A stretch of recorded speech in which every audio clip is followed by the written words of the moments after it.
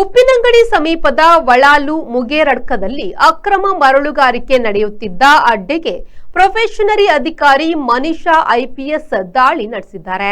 ದಾಳಿಯ ವೇಳೆ ಅಕ್ರಮ ಮರಳುಗಾರಿಕೆಯ ತಂಡ ಪೊಲೀಸರನ್ನೇ ಯಾಮಾರಿಸಲು ಯತ್ನಿಸಿದ್ದಾರೆ. ಮಹಿಳಾ ಅಧಿಕಾರಿ ಮನಿಷಾ ಐಪಿಎಸ್ ಅವರು ಬಿಸಿ ಮುಟ್ಟಿಸಿದ ವೇಳೆ ಎರ್ರಾಬಿರಿ ಓಡಿದ ಘಟನೆಯೂ ನಡೆಯಿತು. ಈ ಹಿಂದೆ ಲೋಕಾಯುಕ್ತ ತಂಡ ದಾಳಿ ಮಾಡುವ ಮುನ್ಸೂಚನೆಯನ್ನ ಕೂಡ ನೀಡಿತ್ತು. ವಳಾಲು ಮುಗೇರಡ್ಕ ಪರಿಸರದಲ್ಲಿ ಅವ್ಯಾಹತವಾಗಿ ಅಕ್ರಮ ಮರಳುಗಾರಿಕೆ ನಡೆಯುತ್ತಿದೆ. ಇದೀಗ ಮನಿಷಾ ಐಪಿಎಸ್ ದಾಳಿ ಮಾಡುತ್ತಿದ್ದಂತೆ ಅಕ್ರಮ ಮರಳು ದಂಧೆಕೋರರು ಎಸ್ಕೇಪ್ ಆಗಿದ್ದಾರೆ. ಪೊಲೀಸ್ ಅಧಿಕಾರಿಯ ಕೆಲಸಕ್ಕೆ ಸಾರ್ವಜನಿಕರಿಂದ ಪ್ರಶಂಸೆ ವ್ಯಕ್ತವಾಗಿದೆ.